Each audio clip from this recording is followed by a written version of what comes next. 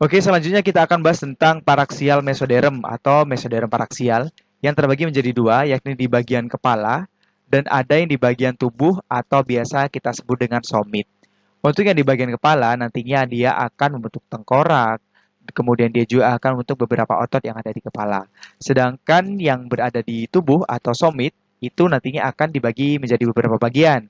Yang pertama adalah sklerotom, yang nantinya akan membentuk tulang, sindotom akan membentuk tendon, myotom akan membentuk otot rangka, kemudian ada endothelial cell merupakan epitel yang ada di pembuluh biasanya. Kemudian juga ada dermatom yang nantinya akan membentuk dermis dan juga otot rangka seperti itu. Bagaimana pembentukannya? Kita lihat gambar yang di samping. Ya, di sini ada notochord sama neural tube, kemudian nanti akan terbentuk somit yang seperti kita bahas waktu itu. Kemudian di bagian somit ini nantinya akan berdiferensiasi pastinya.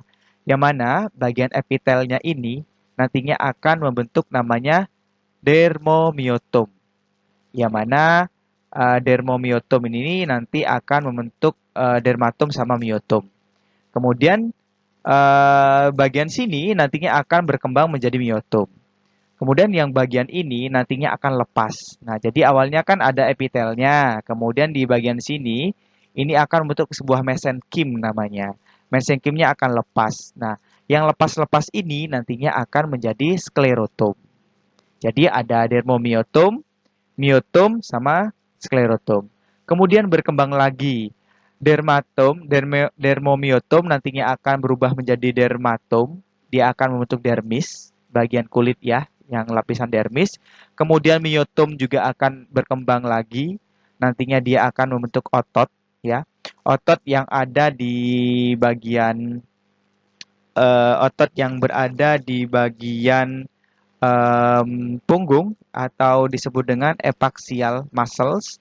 Kemudian yang hypaxial muscle ini akan berkembang menjadi otot yang ada di bagian dada dan juga menjadi otot yang ada di bagian ekstremitas atau alat gerak kita. Kemudian yang sklerotom dia akan menyebar juga, dia akan mengitari notochord dan dia akan menjadi uh, tulang belakang ya, vertebra seperti itu. Secara garis besar seperti itu. Secara lebih jelas akan saya bahas di slide berikutnya. Oke, tadi kan sudah dijelaskan tentang somit ya. Jadi somit awal seperti ini, di mana somit awal itu ada bagian rongga disebut dengan semitokel. Kemudian nantinya somit itu akan berkembang menjadi beberapa lapisan ya. Lapisan-lapisan yang pertama, yang paling luar, namanya dermatom. Dermatom ini nantinya akan berkembang menjadi dermis, kemudian jaringan subkutan leher dan tubuh. Nah, jadi bagian dermatom adalah bagian yang paling luar, dia akan membentuk dermis. Kemudian, lapisan yang berikutnya, myotom. Dia akan membentuk mioblas. Nah, mioblas ini merupakan sel-sel yang akan membentuk otot. Ya, khususnya nanti dia akan membentuk otot rangka. Kemudian di sini juga ada namanya lapisan sindetom. Ya, sindetom ada di bagian sini sama bagian sini ya. Sindetom. Dia nantinya akan membentuk tendon. Tahu tendon? Tendon merupakan penghubung antara bagian tulang dengan otot. Atau biasanya kalau kalian makan daging sapi, kalian biasa nyebutinnya urat yang warnanya putih.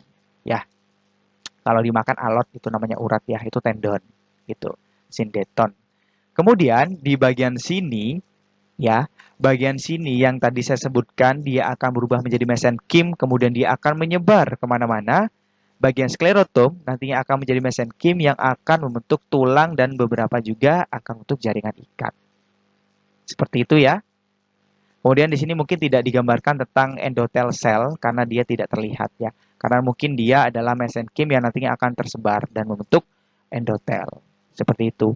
Yang jelas ini yang harus kalian pahami bahwasanya somit-somit tadi akan membentuk beberapa bagian yang seperti yang saya jelaskan tadi. Gitu ya. Nah, kemudian di sini saya juga akan menjelaskan pembentukan sel-sel otot ya. Nah, ini untuk otot rangka atau otot lurik itu berasal dari mioblast. Nah, dia dari mioblast itu tadi kan bentuknya mesenkim ya. Jadi dianya tersebar kayak gitu. Nah, mioblast tadi nantinya akan berkumpul, kemudian berfusi atau menyatu, kemudian membentuklah sel otot yang multinukleasi yang panjang. Nah, ini sejarahnya kenapa sel-sel otot rangka itu memiliki banyak sekali inti sel gitu ya. Karena kenapa? Karena awalnya mioblastnya itu berkumpul kemudian berfusi atau menyatu terbentuklah serat otot yang panjang seperti ini dengan inti yang banyak. Kemudian kalau yang otot polos, nah otot polos itu bukan berasal dari mesoderm myoblast yang kita bahas sebelumnya, namun dia berasal dari mesoderm splagnic atau mesoderm yang berada di bagian yok atau arkenteron ya yang di bagian bawah itu membentuk mioblast. Kemudian dia berdiferensiasi menjadi pola dewasa dari sel-sel otot halus yang memanjang dan terpisah. Makanya selnya berbentuk gelendong dan intinya satu. Kemudian untuk yang otot jantung, dia itu berasal dari mioblast. Dia tidak menyatu tetapi membentuk sel otot jantung individual yang dihubungkan oleh jembatan interkalaris. Nah, tadi dia tuh sel-selnya berkumpul namun dia tidak menyatu, namun dihubungkan oleh jembatan interkalaris. Inilah sejarah dari perbedaan sel-sel otot seperti itu.